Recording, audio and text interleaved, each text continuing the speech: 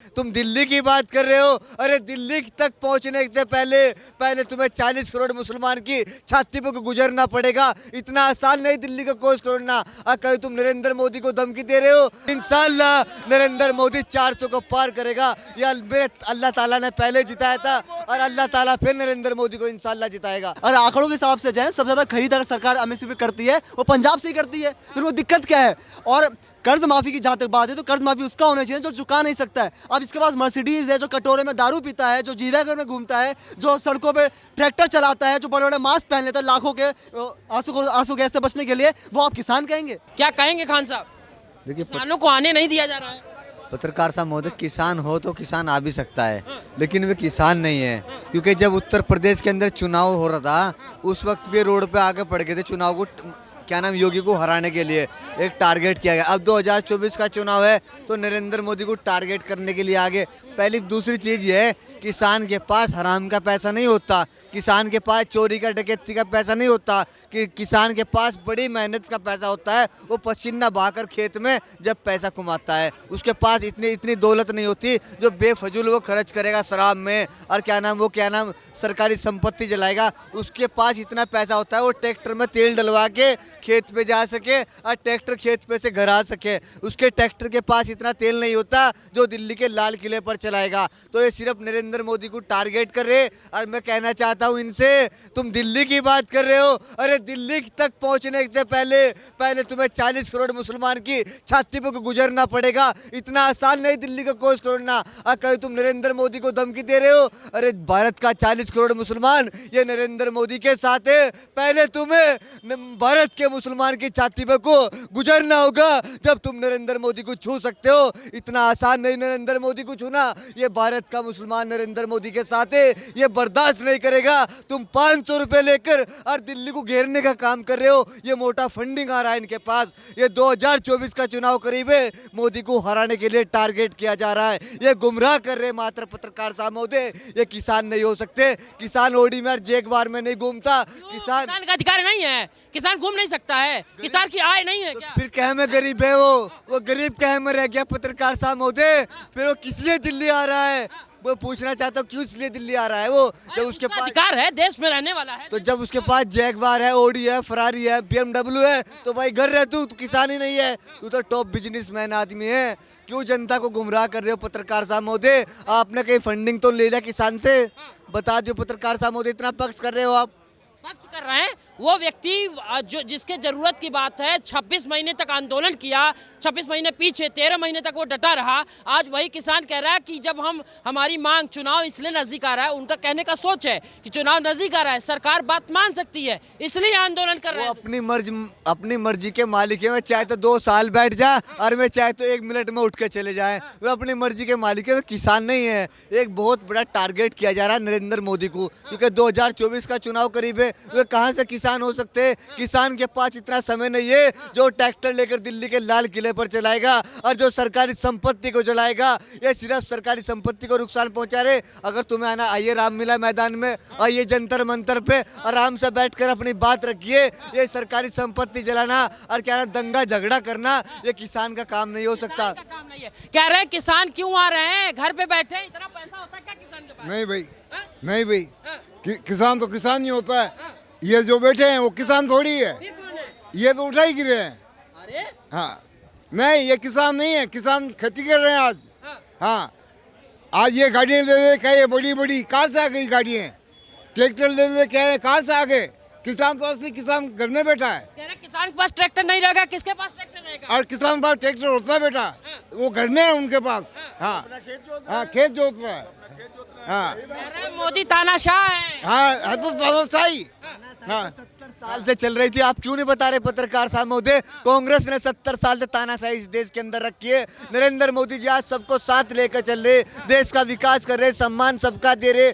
कहाँ भेदभाव है, कहाँ तानाशाही है? सिर्फ टारगेट कर रहे नरेंद्र मोदी को। और मैं इंशाल्लाह दावे के साथ कह रहा, नरेंद्र मोदी को कोई हराने वाला पैदा नहीं हुआ। मैं चैलेंज के साथ कह रहा हूँ, इंशाल्लाह नरेंद्र मोदी 400 को पार करेगा। या अल्लाह ताला ने पहले जिताया था और अल्लाह ताला फिर नरेंद्र मोदी को इंशाल्लाह जिताएगा। ठीक है, जिताएगा, वो बात की बात है, लेकिन एक टेक्निकल चीजें मैं आपसे जानना चाहता हूँ कि राहुल गांधी कह रहे हैं कि मैं सरकार सत्ता में आता हूँ तो 100% एमएसपी की गारंटी देता हूँ।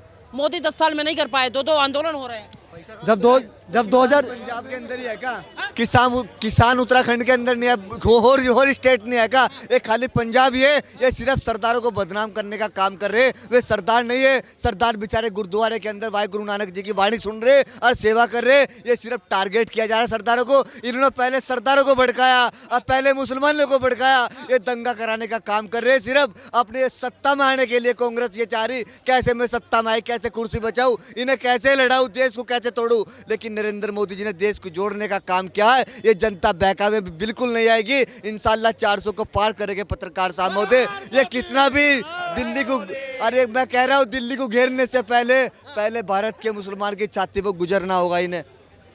आप ऐसा क्यों कहते हैं कि भारत मुसलमानों की छाती से गुजरना होगा? वो तो कह रहे हैं कि सरकार मेरी एक बात क्यों नहीं मान ले रही है? भाई हम किसान हैं, क्या हमें 60 साल के बाद 10,000 रुपए नहीं दे सकते क्या पेंशन? तो बैठ के तुम्हारे विधायक है, सांसद है, तुम्हारा मुख्यमंत्री, बैठ के आराम से बात करो। आप रामलीला मैदान ग्राउंड में आइए, शांति के साथ बैठिए, जो तुम्हारी समस्या अपनी बताइए। अरे सरकार से अपील करो तो, लेकिन ऐसे दंगा सरकारी संपत्ति जलाने से। लेकिन किसान तो हो, किसान तो बेचारा अपने खेत में है, और किसान तो नरेंद्र मोदी के साथ है, योगी के साथ है। ये किसान थोड़ा ये 500 रुपये लेके फंडिंग में आए हुए, फंडिंग आया हुआ मोटा टारगेट कर रहे हैं मोदी को। बिल्कुल फंडिंग में आए हुए लोग हैं, वो जमींदार हैं, किसान नहीं है। वो खुद थोड़ी किसानी करते हैं। यूपी और बिहार से लोग जाते हैं, वो वहाँ पे किसानी करते हैं। ये स्वयं किसानी नहीं करते हैं। मर्सिडीज और जी वैगन में चलने वाले लोग कभी खेतों में उतरते नहीं है। ये वो लोग हैं, ये बड़े जमींदार लोग हैं, और ये चाहते हैं कि हमारी मोनोपोली, हमारा जो कब्जा बना रहे, देश के जितने भी एग्रीकल्चर लैंड है सब में से वो होता है। और आंकड़ों के हिसाब से जो है सबसे ज़्यादा खरीद अगर सरकार एमएसपी पे करती है वो पंजाब से ही करती है। तो उनको दिक्कत क्या है? और कर्ज माफी की जहाँ तक बात है तो कर्ज माफी उसका होना चाहिए जो चुका नहीं सकता है। अब इसके पास मर्सिडीज है, जो कटोरे में दारू पीता है, जो जी वैगन में घूमता है, जो सड़कों पे ट्रैक्टर चलाता है, जो बड़े बड़े मास्क पहन लेता है लाखों के आंसू गैस से बचने के लिए, वो आप किसान कहेंगे? वो गरीब किसान है। मैं ये नहीं कहता किसान गरीब ही होना चाहिए, किसान बिल्कुल वो भी समृद्ध होना चाहिए, उसकी भी एक अच्छी खासी आय होनी चाहिए, जो कि वर्तमान की मोदी सरकार में हुई भी है। दोगुनी आमदनी से बात कही गई थी किसानों की, परंतु दोगुनी नहीं हो पाई क्योंकि कोरोना आ गया इसलिए। परंतु फिर भी 1.7% से किसानों की आमदनी बढ़ी है। तो सरकार जो है किसानों की सोचते, किसानों के लिए अगर किसी ने सबसे ज़्यादा किसने करा है वो वर्तमान की केंद्र सरकार ने ही करा है। चाहे वो प्रधानमंत्री मानधन योजना हो, चाहे वो फसल बीमा योजना हो, चाहे सॉइल हेल्थ कार्ड्स हो, चाहे भले ही वो प्रधानमंत्री किसान सम्मान निधि योजना हो। हर योजना जो किसान को फायदा पहुंच रहा है। जब हर एक किसान का खाता बना हो और वो डायरेक्ट बेनिफिट ट्रांसफर उनके तक पहुंच रहा है। पहले की तरह ऐसा नहीं है कि 1 रुपया भेज रहे हैं तो 85 पैसा चला गया करप्शन में और 15 पैसे लोगों तक पहुंच रहा है। अब ऐसा नहीं है। और जहाँ तक इस पूरा आंदोलन इसलिए बनाया जा रहा है क्योंकि 2024 का लोकसभा का चुनाव है। चाइना की नीति होती है सलामी स्लाइसिंग कट्स, पाकिस्तान की नीति है bleeding India with 1000 cuts. ISI, Canada, China, ये सब इंटरनेशनल साजिश भी है जो भारत सरकार को खींचने की कोशिश कर रहे हैं। वो सभी देश ये नहीं चाहेंगे कभी भी कि भारत सुपर पावर बने, ठीक है, क्योंकि कोई भी नहीं चाहेगा कि मैं अगर अभी सत्ता में हूँ तो मेरी सत्ता जाएगी कोई और है। आपको क्या लगता है जो चाइना है, जो रशिया है, जो अमेरिका है, ये केवल मुखौटे रूप से क्या कहते हैं सबको सपोर्ट करते हैं। इंटरनेशनल पॉलिटिक्स चलती ही ऐसी है, इंटरनेशनल अफेयर्स चलती ही ऐसी है, सबका अपना अपना राष्ट्रीय हित होता है।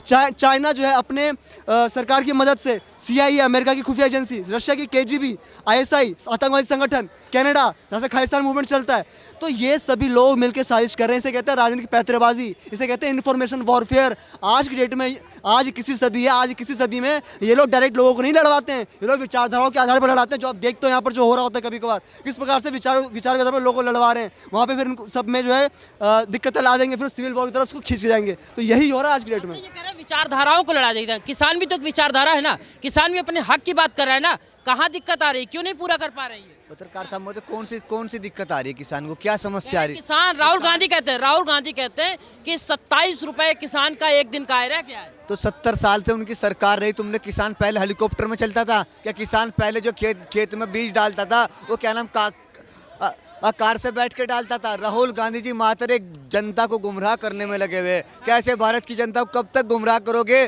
तुमने 70 साल से देश के अंदर हिंदू मुस्लिम की राजनीति करी है, अब तुम किसान को भड़का रहे हो, रोड पे ला रहे हो फंडिंग दे के इन्हें। अरे राहुल गांधी साहब, आज मोदी जी देश को इतना अच्छा चलाने का काम कर रहे, हिंदू मुस्लिम एक हुआ है, आज देश के अंदर प्रेम भाईचारा आया, एकता आया। तुमने पहले मुसलमानों को भड़काया, लड़ाया, आज तुम किसान लोगों को भड़का रहे हो। राहुल गांधी साहब, मोदी जी को तुम हराने के चक्कर में लगे हो। मोदी जी हारने वाले नहीं है, मोदी जी इंशाल्लाह जीतेंगे। पत्रकार साहब महोदय, ये कितना बहकाल है, ये किसान हो नहीं सकते, किसान रोड पे आ नहीं सकता। किसान अपने खेत में रहकर अपने बच्चों को पालेगा, कि खेत में मेहनत करेगा, अपने खेत को जोएगा, वो रोड पे जाके दंगेबाजी नहीं करेगा। भारत का नहीं है क्या?